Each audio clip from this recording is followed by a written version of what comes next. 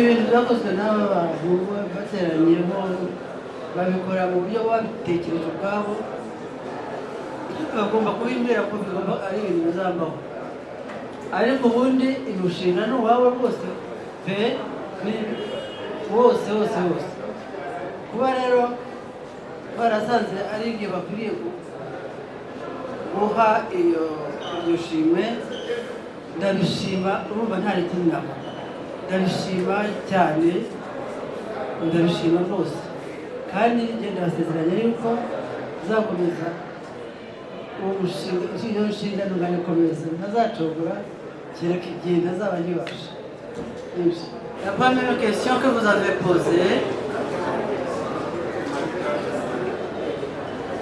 c'est en rapport avec la mobilisation. Et ça, c'est absolument faux. Parce que la mobilisation que j'ai faite, c'est une mobilisation culturelle, pas politique. Et je vous assure qu'en 90, j'avais commencé à chanter déjà en 70, même en 60. Donc, c'est pas ça qui m'a motivé. Si cette chanson a existé, c'est une chanson que quelques-uns ont choisi pour faire l'ouverture de Bravura. Mais quand je l'ai inventé, ça n'avait rien à voir. Si vous écoutez les paroles, je parle de la beauté du Rwanda dans toute sa plénitude. Je ne parle pas de politique, ni de mobilisation politique, ni de soldats, ni de guerre, rien du tout. Nous avons vécu au Rwanda, si tout le monde comprend le Rwanda. Ils savent bien que moi j'étais en extase devant la beauté du Rwanda. Et si quelqu'un l'a choisi, je lui en remercie. Et s'il a mobilisé d'autres choses bonnes, je lui en remercie. Mais ce n'était pas l'intention. Voilà. L'autre question c'était quoi? Le meilleur moment de votre vie et les meilleures trois premières chansons. Le meilleur moment de ma vie, c'est les soirées passées avec mon père et ma famille à chanter tous les soirs que Dieu fait avant d'aller dormir. Ça, c'était la joie et je ne pourrais pas vous dire 3 chansons ou 4 parce que j'ai toujours chanté. Que ce soit le latin que mon père nous apprenait, qui était un grand séminariste et un chrétien convaincu, ou que ce soit le français que j'ai chanté les années 60. Les Adamo, les François Hardy, voilà, et les Johnny Hallyday. Pendant toute mon adolescence, on chantait que le français, c'était la mode. Après, je me suis consacrée à la chanson rwandaise. Et mon histoire a fait que je me suis vraiment consacrée dessus. Parce que je me sentais aussi, j'avais envie de transmettre ma culture ailleurs quand je n'étais plus dans le pays. Et aussi d'aider les jeunes à rester soudés autour d'une culture et d'une langue. Voilà, c'est comme ça. Les 3 premières chansons, les meilleures de votre vie, que vous avez composées vous-même, qui sont de votre veine, qui sont de votre création personnelle. Ma création personnelle. Il y a des moments où il y a une chanson que j'ai chantée à 20 ans pour Rosalia Gichanda, la dernière reine de Rwanda. Je n'étais pas chanteuse, je le chantais, c'est tout. De toute façon, il n'y avait pas de profession du chant ici à ce moment-là. J'étais encore à mon travail de fin d'études. Voilà, c'est lui. L'autre que j'ai aimé chanter, c'est Maléo Teba, qui est un extrait d'un grand poème de Lula Bassifrian, qui était mon poète préféré, qui le reste d'ailleurs. C'est un très grand poème. J'ai pris un extrait parce que... Le titre. Malebe Atel Baba Maléo. Malebe Atel Baba Maléo. Je ne peux pas me demander de traduire.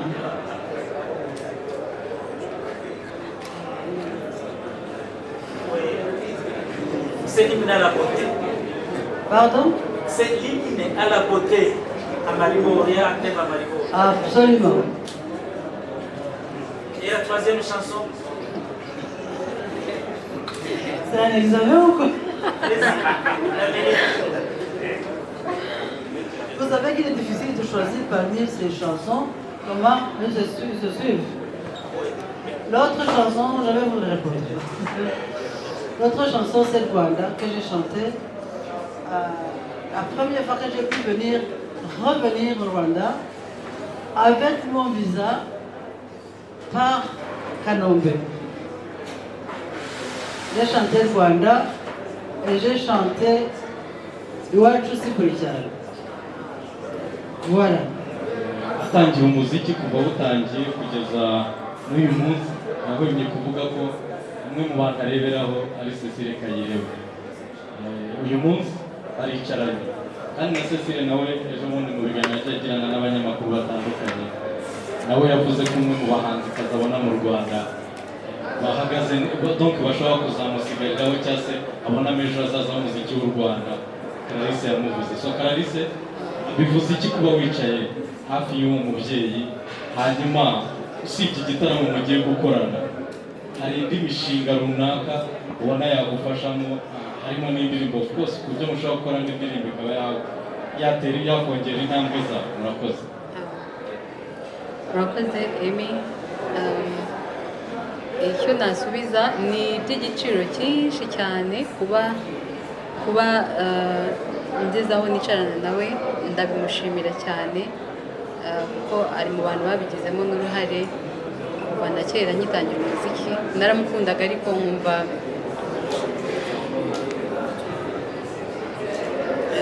ndasubiramo, narindi kuvuga ngo ni iby'igiciro cyinshi cyane kuko kuva na kera ngitangira umuziki naramukundaga cyane, narabimubwiye ariko nkumva ntabwo mfite uburyo nzamugeraho. Ndabyibuka bwa mbere duhura twahuriye mu gitaramo cy'inyamibwa mugwamo bitaraba ariko nkumva twagumana nyine tugataramana, ariko ntabwo byashobokaga kuko ntabwo nari nakageraho nabona ububasha bwo kuririmbana nawe. Twagiye tugirana ibihe byiza, ndamushimira cyane, ni iby'agaciro kanini cyane kuri njyewe kandi ndabimushimira, nkabishimira n'abateguye iki gitaramo. Ikindi navuga ni umuntu atabona uko agereranya, yagize uruhare runini mu gusigasira umuziki nyarwanda, ku buryo hari n'igihe ntekereza ko kubona abantu babagwa mu ntege bakora nk'ibyo bakoze bigoye. Murakoze. Mumbabarire nakererewe ndetse n'ikera.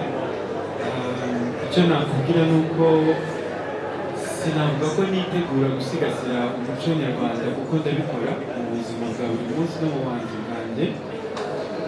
Ikindi ni uko indirimbo n'uyu munsi ndazikora zishingiye ku muco, kandi ntekereza ko ahubwo umuco uko abatubanjirije bawuvugaga nuko tuwuvuga bishobora gutandukana kubera ko tuba mu bihe bitandukanye, kandi ibyo tukaba tugomba kubyemera. Murakoze.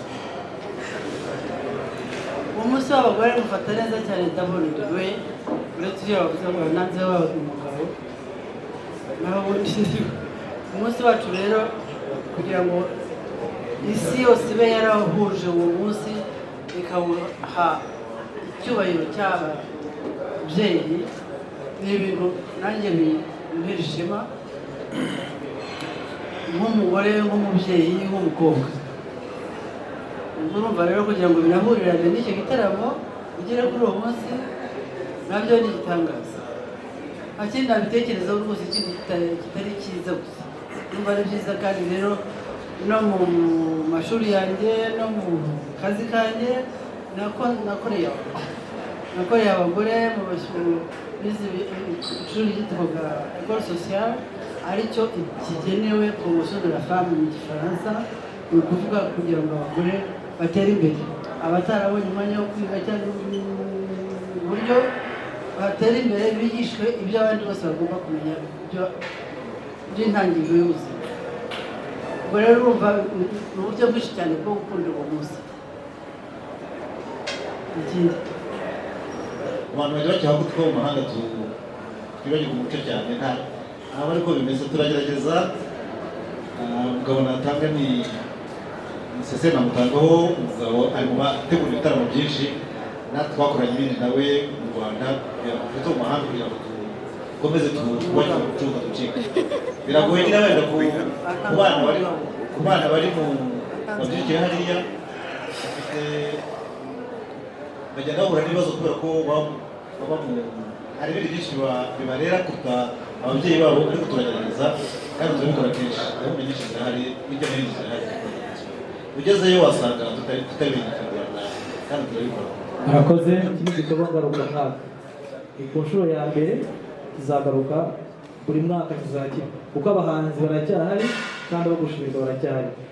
Ku bushobozi twari dufite twumvaga tugomba gushimira Kayirebwa, akaba ari umuhanzi ubanziriza abandi, n'abandi bazakomeza bashimirwe. Si natwe gusa, namwe muzadufashe dushimire abahanzi.